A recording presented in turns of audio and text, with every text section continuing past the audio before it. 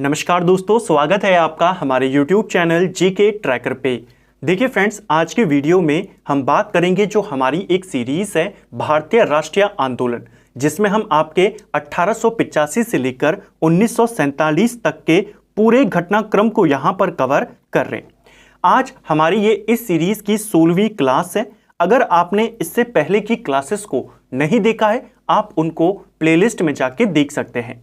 आज के वीडियो में हम क्रिप्स मिशन के बारे में A to Z बात करेंगे, भारत छोड़ो आंदोलन के बारे में बात करेंगे, किस किस को गिरफ्तार किया गया, कहां उनको रखा गया, भारत छोड़ो आंदोलन के बाद जो भूमिगत गतिविधियां चली उनको देखेंगे और किन किन जगहों पर समांतर सरकारें बनाई गई उनको भी यहीं पर कवर करेंगे। बिल्कुल टू द पॉइंट नोट्स हैं, सभी इंपॉर्टेंट बुक्स के आपके यहाँ पर सोर्सेस हैं और सभी किताबों का एक मिक्सचर आपको यहां पर देखने को मिलेगा, जिसमें सीधे और सरल नोट्स के माध्यम से आपके सारे क्वेश्चंस कवर हो जाएंगे। तो चलिए दोस्तों, आज की क्लास को शुरू करते हैं। लास्ट वीडियो में हमने बात करी थी अगस्त प्रस्ताव के बारे में। अगस्त प्रस्ताव को जब अस्वीकार कर दिया कांग्रेस ने, मुस्लिम लीग ने, तो अंग्रेजों ने भारतीयों का सहयोग प्राप्त करने के लिए, क्योंकि सेकेंड वर्ल्ड वॉर चल रहा है, तो एक और मिशन यहां पर भेजा जिसे कहा गया क्रिप्स मिशन। तो पहले इसके बारे में जानेंगे। क्रिप्स मिशन, इसकी स्थापना 1942 में होती है। ठीक है, कारण क्या था इसको बनाने का? अगस्त प्रस्ताव असफल हो चुका था, भारतीयों का सहयोग चाहिए था, तो इसके लिए एक मिशन यहां पर भेजा गया। इसके अंदर 3 सदस्य थे, स्टेफर्ड क्रिप्स, पैथिक लॉरेंस और AB अलेक्जेंडर। जो स्टेफर्ड क्रिप्स था वो इसका अध्यक्ष था, इसीलिए इसे क्रिप्स मिशन कहा गया।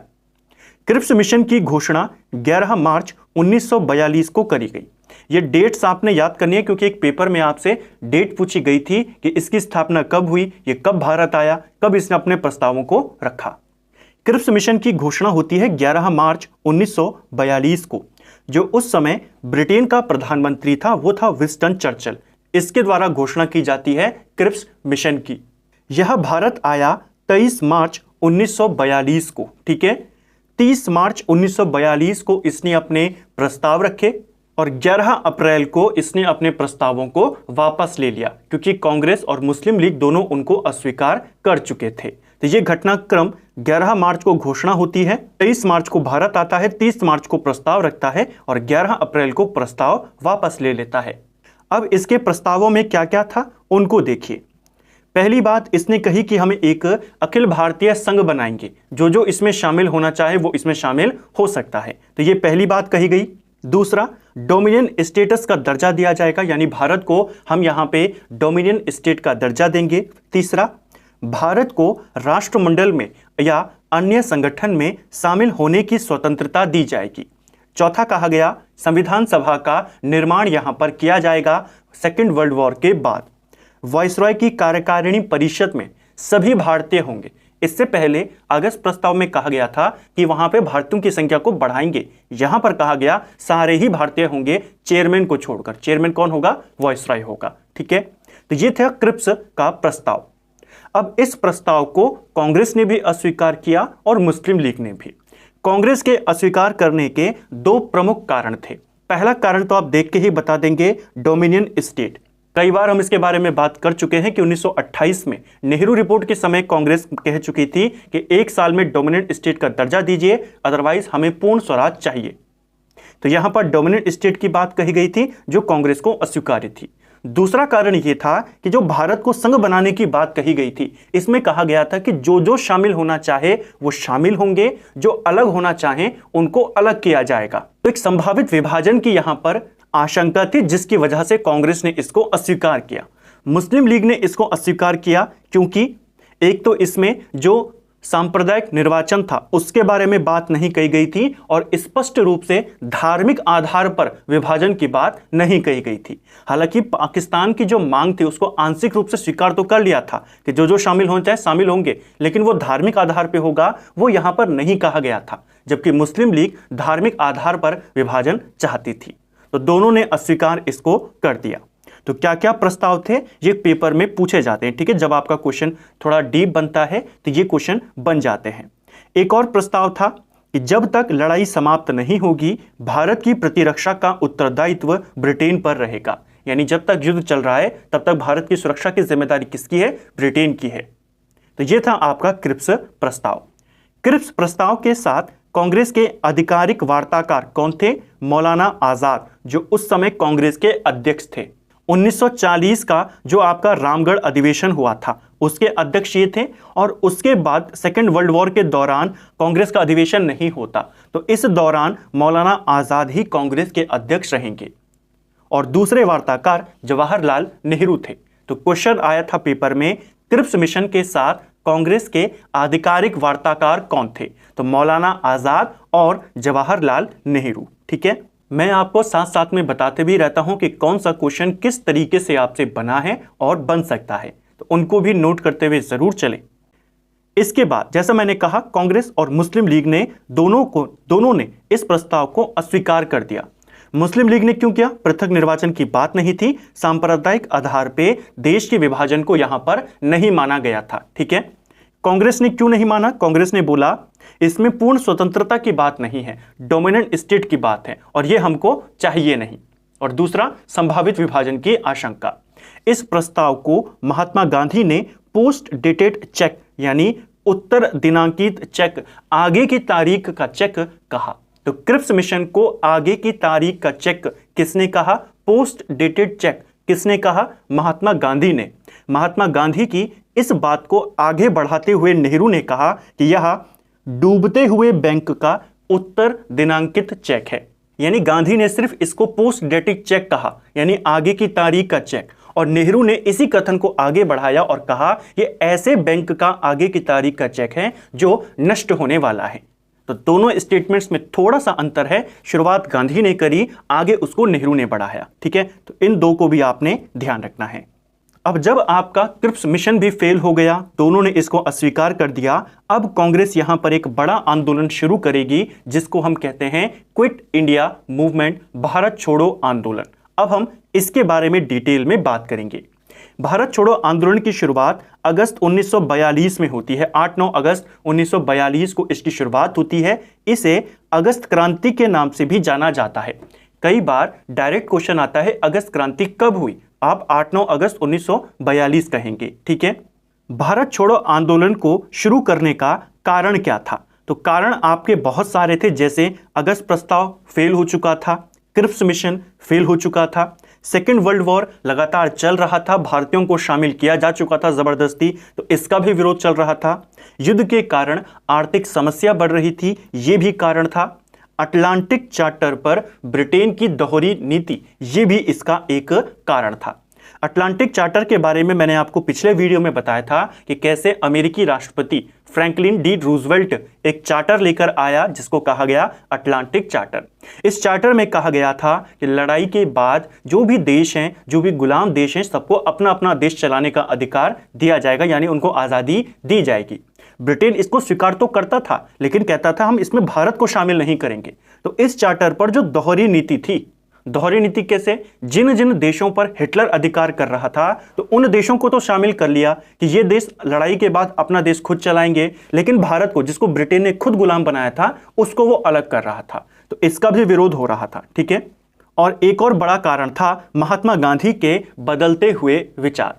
इससे पहले हमने बात करी थी जब सेकेंड वर्ल्ड वॉर शुरू हुआ, पिछले वीडियो में कांग्रेस की बैठक हुई, सुभाष चंद्र बोस और उनके साथी चाहते थे कि ब्रिटेन संकट में है, एक आंदोलन चलाया जाए। गांधी ने कहा कि यह नैतिकता के खिलाफ है, लेकिन अब 1942 में गांधी के विचार बदल चुके थे और वो आंदोलन शुरू करने के पक्ष में थे।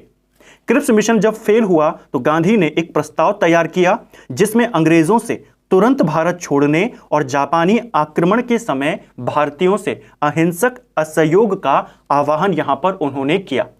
उस समय भारत पे खतरा मंडरा रहा था कि जापान जो था वो ब्रिटेन साम्राज्य के ऊपर आक्रमण करेगा। ठीक है, क्योंकि भारत में ब्रिटेन शासन था। तो गांधी ने कहा कि अंग्रेजों तुरंत यहां पर भारत छोड़ें और जब जापान का आक्रमण हो तो भारतीय वहां पर अहिंसक असहयोग उनका करें। तो ये क्रिप्स मिशन के बाद का गांधी जी का विचार था। गांधी जी का एक और फेमस स्टेटमेंट इसी समय आया कि मैं देश की बालू से ही कांग्रेस से भी बड़ा आंदोलन खड़ा कर दूंगा।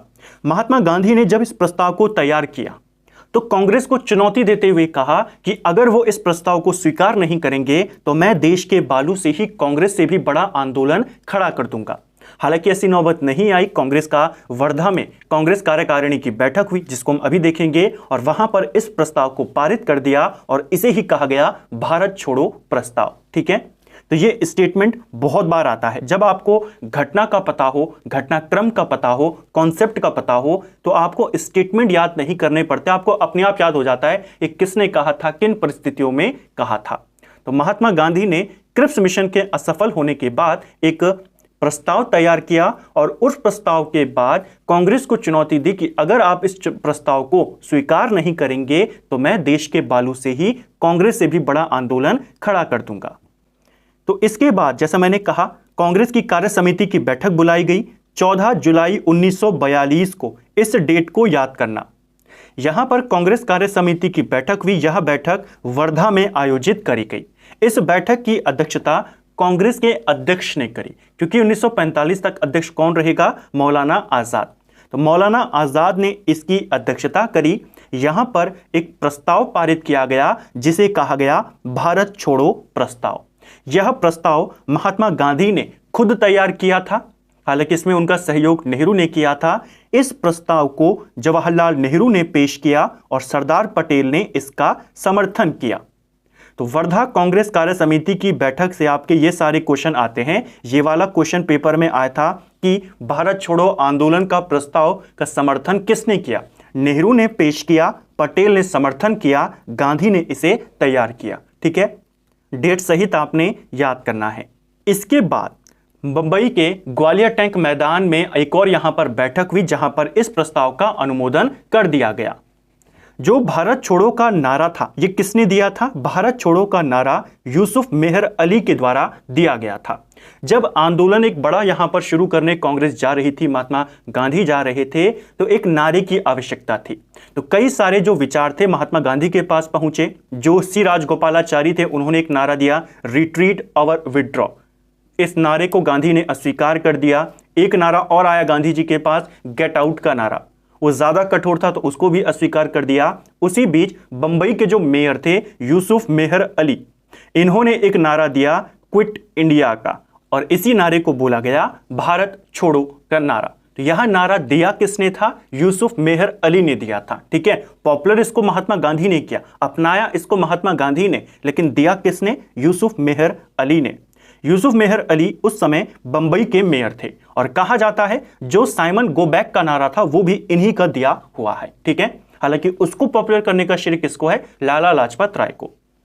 इनकी कुछ इंपॉर्टेंट बुक्स हैं, जैसे leaders of India, a trip to Pakistan, the price of liberty. ये तीनों किताबें किसकी हैं? उस समय भारत छोड़ो आंदोलन के समय बंबई के मेयर यूसुफ मेहर अली की हैं, जिन्होंने भारत छोड़ो का नारा दिया था। ठीक है, अब कांग्रेस का एक और बैठक यहां पर हुई 8 अगस्त 1942 को।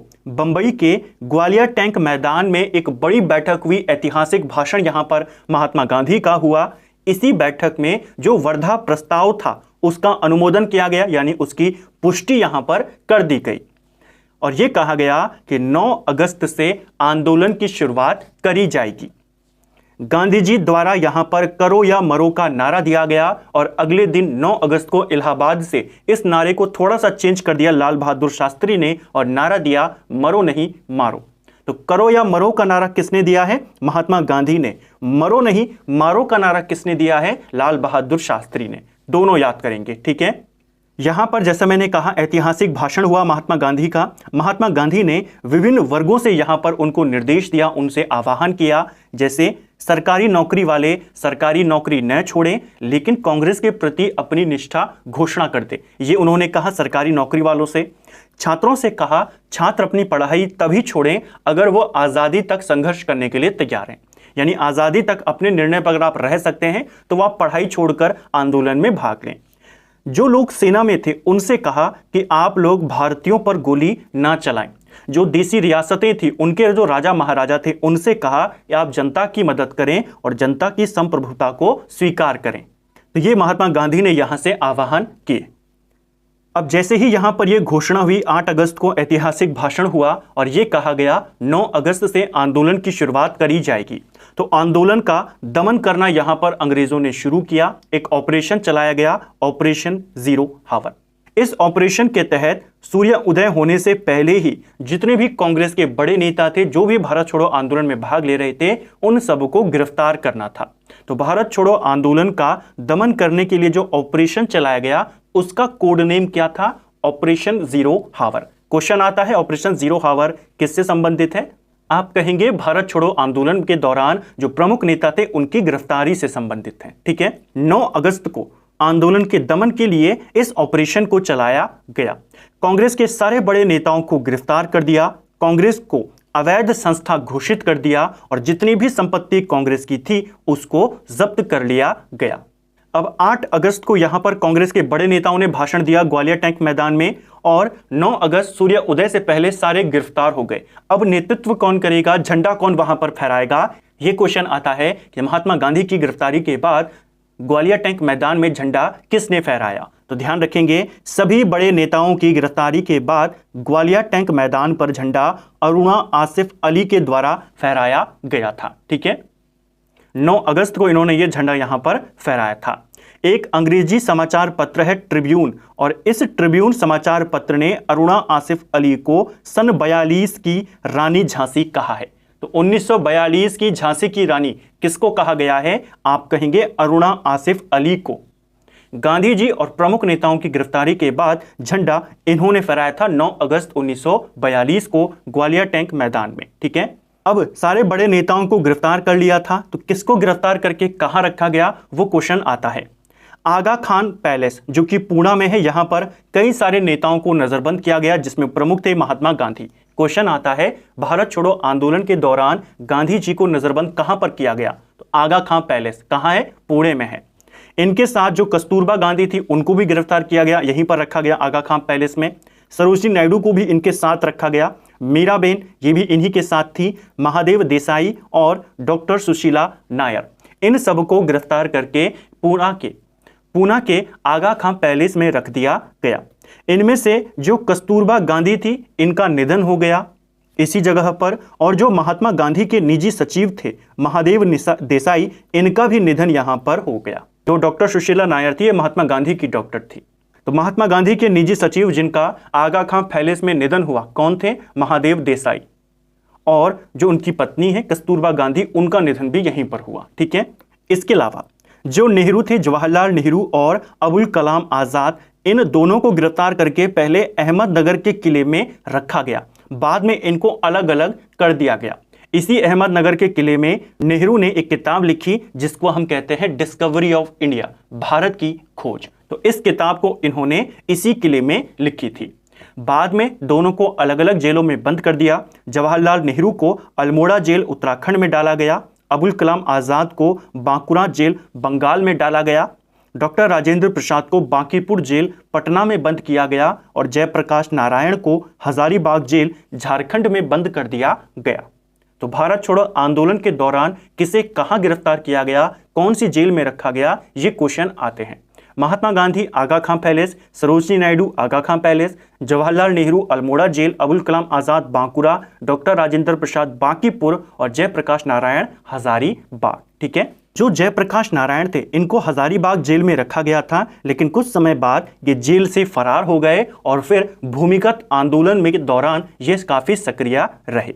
इन्होंने सेंट्रल एक्शन कमेटी का भी गठन किया, आजाद दस्ता इसका भी गठन इन्होंने किया। ठीक है, प्रमुख नेताओं की गिरफ्तारी के बाद आंदोलन पर क्या फर्क पड़ा उसको देखिए।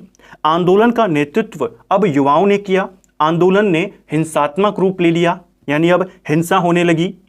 संचार के जो साधन थे उनको नष्ट कर दिया गया। सरकारी दफ्तर, पुलिस चौकी, डाकघर को तोड़ा गया और उन पर आग लगा दी गई। तो जो ये हिंसा का प्रदर्शन होने लगे, इनका आरोप अब महात्मा गांधी के ऊपर लगा। महात्मा गांधी पर लोगों को उकसाने का आरोप लगा।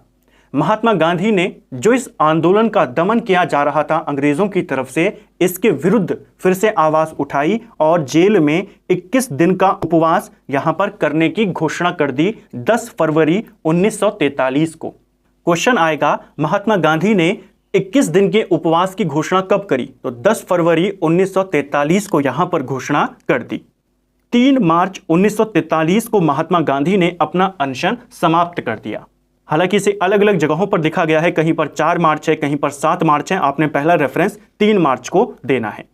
इसके बाद महात्मा गांधी की तबीयत और बिगड़ती गई तो उनके खराब स्वास्थ्य के कारण 6 मई 1944 को महात्मा गांधी को जेल से रिहा कर दिया गया। मुस्लिम लीग को छोड़कर उस समय जितने भी दल थे लगभग सभी ने महात्मा गांधी की रिहाई की मांग करी थी और अंततः 6 मई 1944 को इनको जेल से छोड़ दिया गया। तो क्वेश्चन आएगा, भारत छोड़ो आंदोलन के दौरान महात्मा गांधी को गिरफ्तार करके कब छोड़ा गया? तो 6 मई 1944। ठीक है।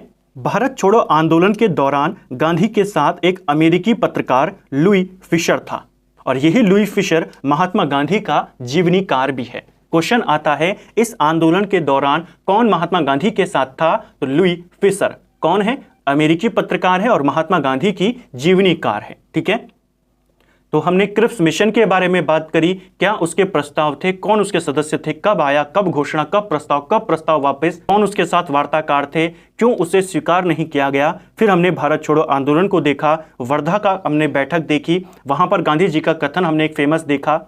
फिर ग्वालियर टैंक मैदान के हमने देखे, फिर घटनाक्रम को देखा।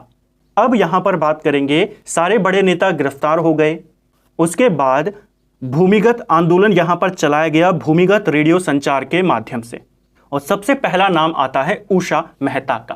क्वेश्चन आता है, भारत छोड़ो आंदोलन के दौरान भूमिगत रेडियो का संचारण किसने किया था? तो ये किया था उषा मेहता ने। ठीक है। अब इनके बारे में जानेंगे कि भूमिगत आंदोलन से जुड़े हुए कौन कौन व्यक्ति थे। सबसे पहला नाम उषा मेहता का आता है। भूमिगत रेडियो प्रसारण का कार्य सबसे पहले इन्होंने किया था भारत छोड़ो आंदोलन के दौरान। 14 अप्रैल 1942 को उषा मेहता के द्वारा मुंबई से रेडियो प्रसारण किया गया। इसे यहां पर अगस्त करना, 14 अगस्त को ये रेडियो स्टेशन की स्थापना करती हैं और प्रसारण करती हैं 27 अगस्त 1942 से। ठीक है। तो यहां पर एक छोटा सा करेक्शन करना, 14 अगस्त, इसको ध्यान रखना। ठीक है। जब ये मुंबई में रेडियो प्रसारण के लिए स्टेशन को स्थापित करती है, कांग्रेस रेडियो की स्थापना करती है खुफिया, और 27 अगस्त को यहां से प्रसारण की शुरुआत हो जाती है। इनके कार्यक्रम का नाम रखा जाता है वॉइस ऑफ फ्रीडम। क्वेश्चन आ जाएगा, अभी तक तो यही आता है कि भूमिगत रेडियो प्रसारण किसने किया? उषा मेहता ने। कार्यक्रम क्या था? तो आप कहेंगे वॉइस ऑफ फ्रीडम। इसके अलावा और कौन कौन व्यक्ति थे जो भूमिगत आंदोलन से जुड़े रहे भारत छोड़ो आंदोलन के दौरान? तो जयप्रकाश नारायण थे, जैसे मैंने आपको कहा, इनको पहले हजारीबाग जेल में रखा गया था, वहां से ये फरार हो जाते हैं और फिर भूमिगत आंदोलन से जुड़ जाते हैं। राम मनोहर लोहिया, ये भी रेडियो प्रसारण चलाकर लोगों को प्रेरित करते थे। कांग्रेस जो रेडियो स्थापित किया था उषा मेहता ने, उस पर ये अपने विचार रखते थे, अपने भाषण देते थे। अरुणा आसिफ अली के बारे में हमने देखा, नेतृत्व इन्होंने किया गांधी की गिरफ्तारी के बाद, उसके बाद भूमिगत होकर इन्होंने काम किया। सुचिता कृपलानी, ये भी यहां पर भूमिगत आंदोलनों में भाग लेती रहीं। तो बड़े नेताओं की गिरफ्तारी के बाद कौन कौन शामिल थे, उनके नाम हमने देखे। सबसे इंपॉर्टेंट नाम किसका है? उषा मेहता का है। ठीक है। अब जब भारत छोड़ो आंदोलन चला भारत में, तो फिर अलग अलग जगहों पर समांतर सरकारें भारत में गठित करी गई। इसको लेकर भी पेपर में क्वेश्चन बन चुका है। भारत छोड़ो आंदोलन के दौरान अनेक स्थानों पर समांतर सरकारें, पैरेलल गवर्नमेंट का गठन किया गया, जिसमें 3 इंपॉर्टेंट सरकारें हैं जो आपसे पेपर में आती हैं। उन तीनों को देखेंगे। पहली है बलिया। बलिया में जो समांतर सरकार बनी, ये पहली समांतर सरकार थी। भारत छोड़ो आंदोलन के दौरान समांतर सरकारें बनी, उनमें पहली समांतर सरकार बलिया में बनी थी। ठीक है। इसका गठन अगस्त 1942 में किया गया और यह सरकार मात्र 1 हफ्ते ही चली। कुछ जगहों पर दिया गया है कि यहां 1944 तक चली। दोनों बातें आपको मिलती हैं, लेकिन ज्यादा समय तक यह सरकार नहीं चली। ठीक है। क्वेश्चन आता है, पहली समांतर सरकार भारत छोड़ो आंदोलन के दौरान कहां बनी? आप बलिया बताएंगे। और किसके नेतृत्व में बनी? चित्तू पांडे के नेतृत्व में बनी। ठीक है। इसके बाद जो दूसरी समांतर सरकार थी, यह बनी तामलुक में, जिसको तामलुक जातीय सरकार कहा जाता है। बंगाल में मिदनापुर जिले में एक समांतर सरकार बनी थी। यह आपके दिसंबर 1942 से लेकर सितंबर 1944 तक चली। इस सरकार को जातीय सरकार भी कहा जाता है। कोई इंडिविजुअल यहां पर नेतृत्व नहीं कर रहे थे, पूरी जातीय सरकार एक यहां पर बनी थी। ठीक है। क्वेश्चन आता है भारत छोड़ो आंदोलन के दौरान जातीय सरकार का गठन किस स्थान पर किया गया? तो आप कहेंगे बंगाल के मिदनापुर जिले के तामलुक में किया गया था। ठीक है, इस सरकार ने, जो तामलुक जातीय सरकार थी, इसने सशस्त्र विद्युत वाहिनी का गठन किया था और इस विद्युत वाहिनी का नेता सतीश सामंत को बनाया गया था। इस विद्युत वाहिनी की एक सदस्य थी जिसका नाम था मातंगनी हजारा, और मातंगनी हजारा को बूढ़ी गांधी के नाम से जाना जाता है। इन्हीं मातंगनी हजारा का आंदोलन के दौरान इनको गोली लगी और इनका निधन हो जाता है। क्वेश्चन आएगा, बूढ़ी गांधी के नाम से प्रसिद्ध मातंगनी हजारा किससे संबंधित है? तो आप कहेंगे सशस्त्र विद्युत वाहिनी, और ये किसने बनाया है? तामलुक की जातीय सरकार ने। तो दो समांतर सरकारें हमने देखी, पहली आपकी बलिया की समांतर सरकार जो चित्तू पांडे के नेतृत्व में बनी, फिर तामलुक में जातीय सरकार, और एक समांतर सरकार महाराष्ट्र में बनी सतारा में। जो सतारा में समांतर सरकार बनी, ये सबसे ज्यादा समय तक रहने वाली समांतर सरकार थी। ठीक है, अगस्त 1943 में बनी और मई 1946 तक ये सरकार चली। सबसे ज्यादा समय तक रहने वाली समांतर सरकार तो सबसे पहले बनी है बलिया में, जातीय बनी है तामलुक में, और सबसे लंबे समय तक रही थी सतारा की समांतर सरकार। ये पेपर में आया था कि भारत छोड़ो आंदोलन के दौरान समांतर सरकारें बनी, इनमें से कौन सर्वाधिक समय तक रहने वाली समांतर सरकार थी? तो बलिया, सतारा, तामलुक तीनों विकल्प में थे। आप कहेंगे सतारा।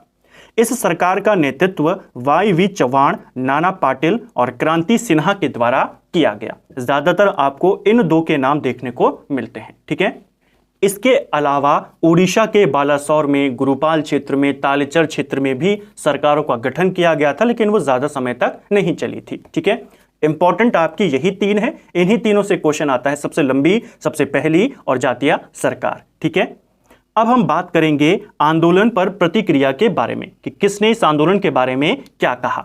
सबसे पहला नाम आता है जिन्ना का। जिन्ना ने भारत छोड़ो आंदोलन का विरोध किया था। इसको विश्वास था अंग्रेजों के जाने के बाद यहां पर जंगल राज उत्पन्न हो जाएगा, और इसीलिए इसने भारत छोड़ो आंदोलन का विरोध किया।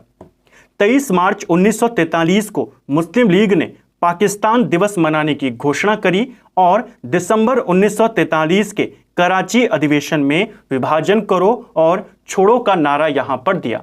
लास्ट वीडियो में मैंने आपको बताया कि 23 मार्च 1940 को जो कांग्रेस का लाहौर अधिवेशन हुआ, वहां पर यह नारा दिया गया।